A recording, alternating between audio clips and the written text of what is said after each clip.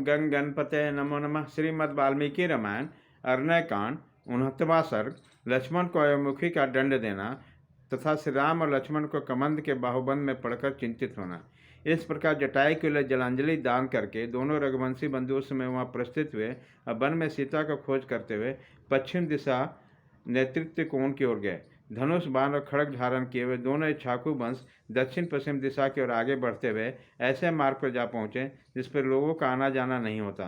यह मार्ग में बहुत से वृक्षों, झाड़ियों और लता बेलों द्वारा सब ओर से घिरा हुआ था। वह बहुत ही दुर्गम, गहन और देखने में भयंकर था। उसे वेगपूर्वक लांघकर वे दोनों महाबली राजकुमार दक्षिण दिशा का आश्रय लेकर अत्यंत भयानक और विशाल वन से आगे निकल गए। तदंतर जनस्थान से 3 कोस दूर जाकर वह महाबली श्री राम और लक्ष्मण कोरचान नाम से प्रसिद्ध गहन वन के भीतर गए। वह वन अनेक मेघों के समूह के भांति श्याम प्रतीत होता था। विभिन्न रंगों के सुंदर फूलों से सुशोभित होने के कारण सब ओर से हर्षोत्फुल्ल सा जान पड़ता था। उसके भीतर बहुत से पशु पक्षी निवास करते थे। सीता का पता लगाने की इच्छा से वो दोनों उस वन में उसकी खोज करने लगे। जहाँ तहाँ थक जाने पर विश्राम के लिए ठहर जाते हैं। विदेह नंदिनी के अपहरण से उन्हें बड़ा दुख हो रहा था। तत्पश्चात तीनों भाई 3 कोस पूर्व जाकर कुरचांद रन पार करके मतंग मुनि के आश्रम के पास गए। वह वन बड़ा भयंकर था। उसमें बहुत से भयानक पशु और पक्षी निवास करते थे। अनेक प्रकार के वृक्षों से व्याप्त वो सारा वाहन गहन वृक्षवालियों से भरा था। वहाँ पहुंचकर उन दशरथ कुमारों ने वहाँ के पर्वत पर एक गुफा देखी जो पाताल के समान गहरी थी। वो सदा अंधकार से आवृत रहती थी।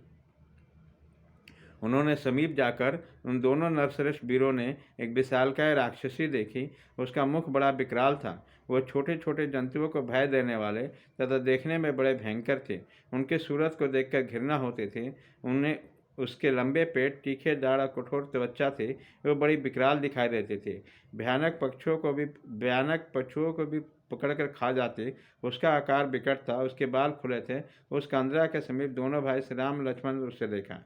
वो राक्षसी दोनों वीरों को पास आई और अपने भाई के साथ आगे चलते चलते लक्ष्मण की ओर देखकर बोली, आ हम दोनों रमन करें। ऐसा कहकर उन्होंने लक्ष्मण का हाथ पकड़ लिया। इतना ही नहीं, उसने सुमित्रा कुमार को अपने भुजाओं में कस लिया और इस प्रकार कहा, मेरा नाम अयोमुखी है। मैं तुम्हें भार्या रूप से मिल गई तो समझ लो बहुत बड़ा लाभ हुआ और तुम मेरे प्यारे पति हो। प्राणनाथ वीर, यह दीर्घ काल तक स्थिर रहने वाली आयु पाकर तुम पर्वत के दुर्गम कंदराओं में तथा नदियों के तट पर मेरे साथ सदा रमन करोगे। राक्षसी को ऐसा कहने पर शत्रुसूदन लक्ष्मण क्रोध में जल उठे। उसने तलवार निकालकर उसका नाक और स्तन काट डालें। नाक और कान के कट जाने पर वो भयंकर राक्षसी जोर जोर से चिल्लाने लगी और जहाँ से आई थी उधर ही भाग गई। उसके चले जाने पर दोनों भाई शक्तिशाली श्री राम और लक्ष्मण बड़े वेग से चलकर एक गहन बहन में जा पहुँचे। उसी समय महातेजस्वी, धैर्यवान, सुशील और पवित्र आचार विचार वाले लक्ष्मण ने हाथ जोड़कर अपने तेजस्वी भ्राता श्री रामचंद्र जी से कहा, आजा, मेरी बाएं बात जोर जोर से फड़क रही है। मन उद्विग्न हो रहा है। मुझे बार बार बुरे शकुन दे रहे हैं। इसलिए आप भय का सामना करने के लिए तैयार हो जाए। मेरे बात मानिए। ये जो बुरे शकुन हैं ये केवल मुझे ही तत्काल प्राप्त होने वाले भय की सूचना देते हैं। इसके साथ ही एक शुभ शकुन भी हो रहा है। ये जो बजुल नामक दारुण पक्षी है ये युद्ध में हम दोनों का विजय सूचित करता हुआ जोर जोर से बोल रहा है। इस प्रकार वह बलपूर्वक सारे वन में वो दोनों भाई जब सीता को खोज रहे थे उसी समय बड़े जोर का शब्द हुआ जो वन का विध्वंस करता हुआ प्रतीत होने लगा। उस वन में जोर जोर से आंधी चलने लगी। वह सारा वन उसकी लपेट में आ गया। वन में उस शब्द की जो प्रतिध्वनि उठी उससे सारा वन प्रांत गूंज उठा। भाई के साथ तलवार हाथ में लिए भगवान श्री राम उस शब्द का पता लगाना चाहते थे कि एक चौड़ी छाती वाले विशालकाय राक्षस पर उनकी दृष्टि पड़ी। वो दोनों भाइयों ने राक्षस को अपने सामने खड़ा पाया। वो देखने में बहुत बड़ा था किंतु उसका न मस्तक था न गला। धड़ मात्र ही उसका स्वरूप था। उसके पेट में ही मुंह बना हुआ था। उसके सारे शरीर में पैने और तीखे रोए थे। वो महान पर्वत के समान ऊंचा था। उसकी आकृति बड़ी भयंकर थी। वो नील मेघ के समान काला था और मेघ के समान ही गंभीर स्वर में गर्जना करता था। उसकी छाती में ही ललाट था और ललाट में ही लंबी चौड़ी तथा आग की ज्वाला के समान धकती हुई भयंकर आँख थी जो अच्छी तरह देख सकती थी। उसके पलकें बहुत बड़ी और आंखें भूरे रंग की थीं। उस राक्षस की दाढ़ें बहुत बड़ी थी तथा वो अपनी लपलपाती हुई जिग से अपने विशाल मुख को बारंबार चाट रहा था। अत्यंत भयंकर रीछ, सिंह, हंसक पक्षी यही उसके भोजन थे। वह अपनी एक एक योजन तक लंबी दोनों भयानक भुजाओं को दूर तक फैला देता और दोनों हाथों से नाना प्रकार के अनेक भालू, पक्षी, पशु तथा मृग के उत्पत्तियों को पकड़कर खींच लेता। उनमें से भोजन के लिए जो अभिष्ट नहीं होता, उन जंतुओं को उन्हीं हाथों से पीछे ढकेल देता। दोनों भाई श्री राम और लक्ष्मण जब उसके निकट पहुंचे, तब वह रास्ता रोककर खड़ा हो गया। तब वो दोनों भाई उनसे दूर हट गए, उन्हें बड़े गौर से उसे देखने लगे। उस समय एक कोस लंबा जान पड़ा। वह राक्षस का आकृति केवल धड़ के रूप में था, इसलिए वह कमंद कहलाता था। वह विशाल, हिंसापरायण, भयंकर तथा दो बड़ी बड़ी भुजाओं से युक्त था।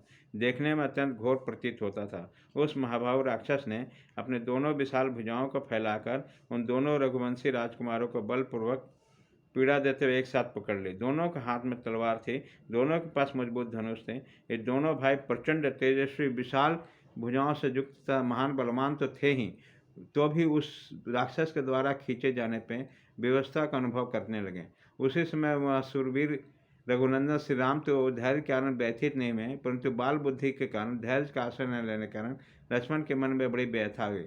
तब श्री राम के छोटे भाई लक्ष्मण विषादग्रस्त होकर श्री रघुनाथ जी से बोले, बीरबल, देखिए मैं राक्षस के बस में पड़कर विवश हो गया। रघुनंदन, एकमात्र मुझे ही इस राक्षस को भेंट देकर आप स्वयं इन बाहुबंधन से मुक्त हो जाइए। इस भूत को मेरी ही बलि देकर आप सुखपूर्वक यहाँ से निकल भागिए। मेरा विश्वास है आप शीघ्र ही विदेह राजकुमारी को प्राप्त कर लेंगे।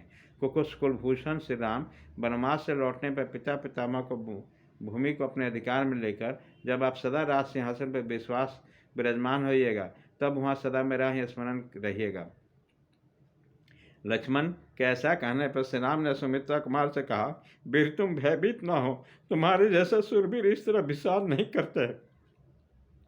इसी बीच में क्रूर हृदय वाले दानव शिरोमणि महामौल कमंद ने दोनों भाई श्री राम और लक्ष्मण से कहा, तुम दोनों कौन हो? तुम्हारे कंधे बैल के समान ऊंचे हैं, तुमने बड़े बड़े तलवारें, धनुष धारण कर रखे हैं। इस भयंकर देश में तुम किस लिए आए हो? यहाँ तुम्हारा क्या कार्य है? बताओ। भाग्य से तुम दोनों मेरे आंखों के सामने पड़ गए। मैं यहाँ से भूख से पीड़ित होकर खड़ा था और तुम स्वयं धनुष बाण और खड़ग लिए तीखे सिंह वाले दो बैलों के समान तुरंत ही इस स्थान पर मेरे निकट पहुँचो। अतः अब तुम दोनों का जीवित रहना कठिन है। दुरात्मा कंवन की बातें सुनकर श्री राम ने सूखे मुख वाले लक्ष्मण से कहा, सत्य पराक्रमी वीर, कठिन से कठिन असह्य दुख पाकर भी दुखी तो थे ही, तब तक पुनः प्रियात्मा से सीता के प्राप्त होने पर पहले हम दोनों के महान संकट पर आ गया, अब जीवन का अंत कर देने वाला है। नरश्रेष्ठ लक्ष्मण, काल का महान बल सभी प्राणियों पर प्रभाव डालता है। देखो न, तुम और मैं दोनों ही काल के किए हुए अनेक संकटों से मोहित हो रहे। सुमित्रा नंदन, देव अथवा काल के लिए संपूर्ण प्राणियों पर शासन करना कठिन नहीं है।